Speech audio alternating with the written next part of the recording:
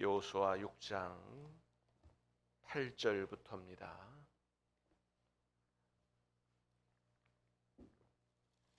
여호수아 6장 8절부터 27절 마지막 절까지.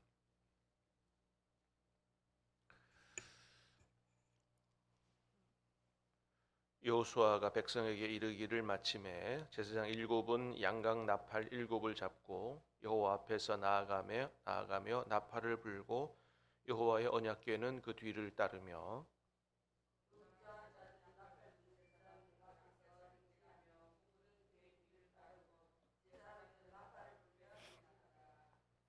여호수아가 백성에게 명령하여 이르되 너희는 외치지 말며 너희 음성을 들리게 하지 말며 너희 입에서 아무 말도 내지 말라. 그리하다가 내가 너희에게 명령하여 외치라 하는 날에 외칠지니라 하고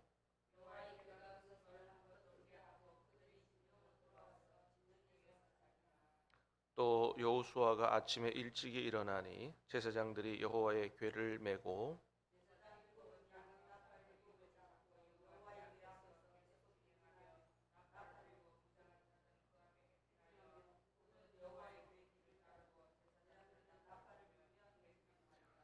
그 둘째 날에도 그 성을 한 번 돌고 진영으로 돌아오니라. 엿새 동안을 이같이 행하니라.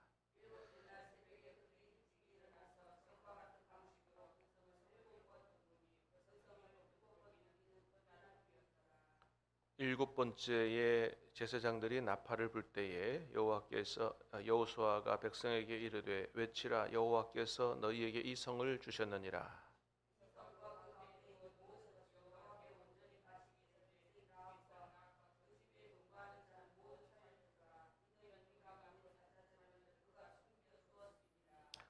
너희는 온전히 바치고 그 바친 것 중에서 어떤 것이든지 취하여 너희가 이스라엘 진영으로 바치는 것이 되게 하여 고통을 당하게 되지 아니하도록 오직 너희는 그 바친 물건에 손대지 말라.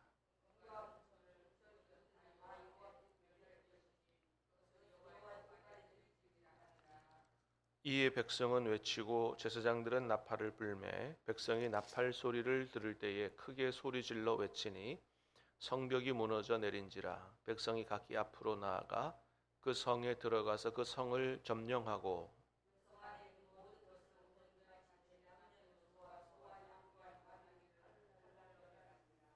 여호수아가 그 땅을 정탐한 두 사람에게 이르되 그 기생의 집에 들어가서 너희가 그 여인에게 맹세한 대로 그와 그에게 속한 모든 것을 이끌어내라 하매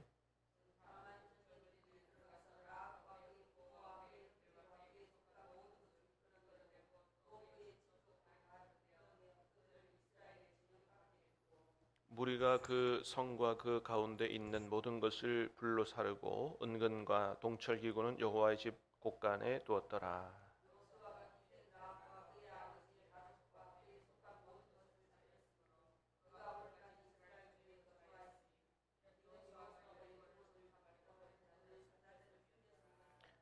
여호수아가 그때 맹세하게 하여 이르되 누구든지 일어나서 이 여리고성을 건축하는 자는 여호와 앞에서 저주를 받을 것이라.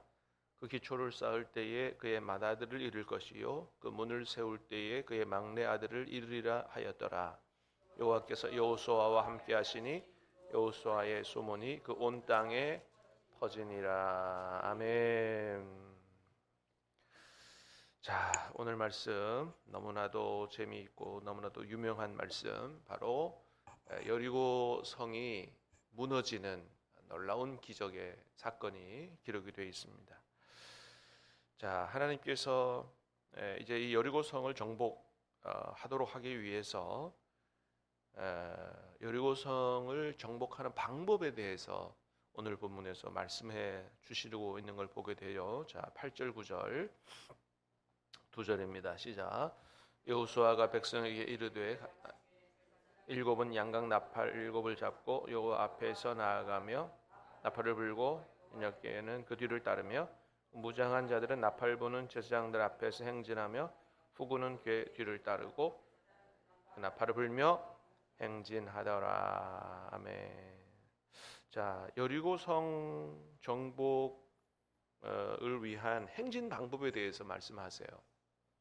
우리가 지난번에도 한번 봤지만은 그 여리고 성은 성벽이 이중으로 이루어진 벽이라 그랬죠. 예, 이중으로 이루어져 있어요. 그래서 한쪽 벽이 지금 정확히 몇 메타라고 기억이 안 나는데 양쪽에 벽이 있고 중간에 사람이 다닐 수 있는 길이 있고 그 위에 연결되어 있어서 성벽 위에 라합의 집이 성벽 위에 있었다 그랬죠. 그래서 사실은 이게 거의 굉장히 두꺼운 벽이기 때문에 오늘날의 탱크로 쏴도 잘 무너지지 않는, 그러니까 그 고대 시대의 무기로는 절대로 무너뜨릴 수 없는 벽이 바로 여리고 성이었다라고 하는 거예요. 자, 그런데 그 오늘날의 탱크로 쏴도 잘 무너지지 않는 그 여리고 성이 무너졌다는 것입니다. 예. 자, 행진하는 방법을 말씀하시는데 8절 9절에 어떻게 하라고 말씀하시냐 하면 여러분 잘 읽어보면 자, 제일 앞에는 누가 나가냐 하면 무장한 사람들이 나갑니다. 자, 8절 보세요. 여호수아가 백성의 일기를 마치며 제사장 7은 양각 나팔을 잡고 제사장 7이 나팔을 잡고 나가죠. 자, 누구 앞에서 나가요? 여호와 앞에서 나아가며 나팔을 불고 여호와의 언약궤는 그 뒤를 따르며. 그러니까 요 7절에 봐서 8절에 봐서는 하나님의 언약궤가 뒤에요. 제사장 나팔 부는 제사장 7인 앞이죠, 그죠? 근데 9절에 보니까 그 무장한 자들은 나팔 부는 제사장 앞에서 행진한다 그랬어요. 그러니까 지금 제일 앞에 누가 서요? 무장한 군인들이 서는 거죠. 두 번째는 제사장들이 나팔을 들고 서죠. 세 번째는 언약궤가 따라가는 거죠, 그죠? 그다음 9절에 뒤에 보니까 후군은 궤 뒤를 따른다 그랬어요. 이 후군은 뒤에 일반 백성들을 가리키는 것이라고 볼 수 있어요. 자, 머릿속에 그려보시기 바랍니다. 제일 앞에 무장한 자가 있어요. 그 다음에 제사장이 7 나팔을 불고 행진해요. 그 다음에 하나님의 임재를 상징하는 언약궤가 따라가요. 그 다음 맨 뒤에는 일반 백성들이 따라가요. 하나님의 임재를 상징하는 언약궤가 어디 있어요? 중간에 있다 이거예요. 중간에. 그러니까 하나님께서 역사하실 때 이렇게 때로는 하나님의 언약궤가 앞쪽에서 행진할 때가 있고요. 또 이렇게 중간에서 행진할 때가 있고, 또 민수기에 보면 이제 광야에서 진을 칠 때도 하나님을 상징하는 회막이 중간에 있고 그 중간 회막을 대하여 사방으로 치라, 이렇게 하나님을 중심에 두라, 이렇게 말씀하시는 것을 보게 됩니다. 그리고 10절에 보니까 뭐라 그랬어요? 자, 여호수아가 백성에게 명령하여 이르되 너희는 외치지 말며 음성을 들리게 하지 말며 입에서 아무 말도 내지 마라. 그리고 하나님이 명령하여 외치라 하는 날에 외치라. 그러니까 이제 이스라엘 백성들도 하나님께서 말씀하실 때 하루에 한 바퀴씩 성을 돌아라. 마지막 날에는 7바퀴 돌아라. 별 생각을 다 했지 않겠어요? 야, 이렇게 어마어마한 성을 어떻게 이렇게 돌아서 정복할 수 있다고 말씀하시느냐. 의심도 들고 별 희한한 소리도 하고 그러지 않겠어요? 근데 절대 그거 안 된다는 거예요. 그죠? 아무 소리도 내지 말고 하나님이 말을 외치라고 말씀을 하실 때 말을 해라. 그리고서는 너희가 할 일은 자꾸 그냥 너희 머리로 판단하고 공시렁공시렁대고 불신의 말을 하고 그렇게 할 게 아니고, 누구를 보고? 너희의 행진의 중심에 계시는 하나님을 보고 항상 그 하나님이 우리와 함께 계시고 이 하나님이 역사하신다, 우리가 말씀에 순종하면 하나님이 역사하신다는 사실을 믿고 그렇게 행진할 때 여리고성이 무너지는 기적의 역사를 보게 될 것이다 라고 하시는 거예요. 그래서 이 놀라운 승리를 맛보기 위해서 이스라엘 백성이 잊지 말아야 될 것은 뭐예요? 자꾸 내 머리와 내 경험으로 판단하지 말고 우리 가운데 계신 하나님을 항상 바라보고 있지 않는 그런 삶이다 라고 하는 것입니다. 여러분, 우리도 마찬가지라는 거예요. 여러분, 하나님은 살아계셔서 오늘도 우리에게 말씀하시는 분이신 줄로 믿습니다. 때로는 성경을 읽다가 묵상하다가 하나님의 음성을 들어요. 기도하다가 하나님의 음성을 들어요. 때로는 어떤 사건 속에서 하나님의 음성을 들어요. 그래서 니키 건불이라고 하는 분은 하나님의 음성을 듣는 CS 해서 5가지 방법이 있다, 5가지 통로가 있다라고 얘기를 했죠. 그래서 성경을 통해서, 성령을 통해서, 때로는 상식을 통해서, 어떤 사건을 통해서, 먼저 여러 가지 이런, 그렇습니다. 여러분, 하나님은 이제 우리가 하나님의 음성을 잘 못 들어봤기 때문에 이게 하나님의 음성인지 이게 내 생각인지 잘 분별이 안 되고, 그래서 그렇지, 하나님과 이 교제가 친밀해지고 하나님의 음성을 들어보면, 여러분, 우리는 같이 사는 부부끼리는 전화 통화하고 얼굴 안 보고도 목소리만 들어도 이 사람이 기분이 좋은지 나쁜지를 다 알죠? 친밀해지면 그렇게 되는 거예요. 그래서 하나님과 관계가 친밀해지면 성경을 읽어도 하나님이 지금 되게 속이 상하는구나, 하나님이 되게 기분 나쁘시구나, 하나님 되게 기분 되게 좋으시구나, 하나님의 감정을 읽을 수 있는 거예요. 단순히 문자를 읽는 게 아니에요. 예. 여러분, 하나님과의 교제가 친밀해지기를 주님의 이름으로 축복합니다. 오늘 이 아침에도 기도하다가 주님 만나고 주님의 음성도 듣는 그런 귀한 아침 될 수 있게 되기를 주님의 이름으로 축복합니다. 하나님 말씀하시는 걸 들을 때 이게 정말 하나님이 내게 말씀하신다라고 하는 확신을 가질 때가 있어요. 그런데 그런 말씀 중에는 어떻게 해요?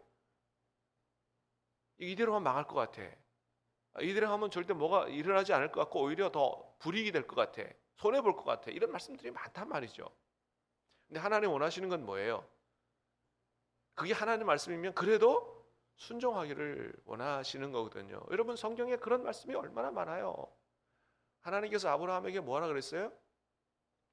네 사랑하는 네 독자 외아들 이삭 100세 얻은 아들 번제로 내게 바치라. 어떻게 그거를 상식적으로 이해가 돼요, 그게? 근데 하나님이 그거를 순종하기를 원하신다니까요. 하나님을 믿고. 그래서 순종했더니 스탑. 하나님이 간섭하셔. 스탑. 이제야 네가 나를 경외하는 줄 알겠다. 그러니까 그런 말씀까지 하시는 하나님이세요. 우리 하나님이. 도저히 이해할 수 없는. 아니, 하나님이 100세 준 아들을 바치라고? 그것도 무슨 훌륭한 일꾼으로 신학교 보내라는 게 아니고 번제로 죽여서 바치라고? 하나님을 온전히 신뢰하지 못하면 무슨 이런 하나님이 다 있냐고. 그리고 믿음 버려버리는 거예요. 근데 내가 믿는 하나님은 그런 하나님이 아니다. 물론 하나님께서 그런 명령을 하실 때는 아브라함 처음 불러낼 때부터, 초신자 때부터 그런 말씀하시는 게 아니에요.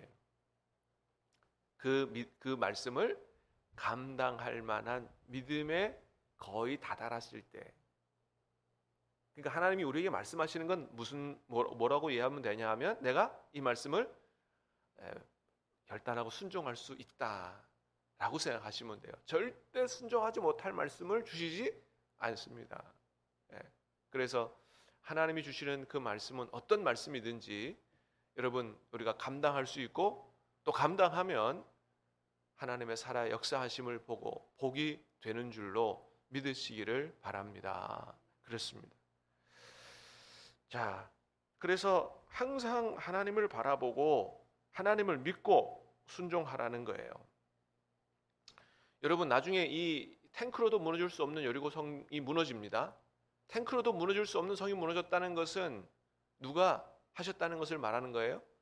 하나님께서 하셨다는 걸 말하는 거예요. 아니, 천지를 창조하신 하나님께서는 그건 뭐 간단한 일이잖아요. 하나님이 하셨다는 거예요. 전능하신 하나님이시니까 가능한 거예요. 근데 여러분, 생각해 보십시다. 그러면 전능하신 하나님이 여리고성을 무너뜨려서 이스라엘 백성에게 그 승리의 축복을 주실 거면, 아니 그냥 하나님이 한마디로 야, 너희들 걱정하지 마, 여리고성 들어가면서부터 하나님이 무너져라 그래가지고 다 무너뜨려서 죽으면 되잖아요.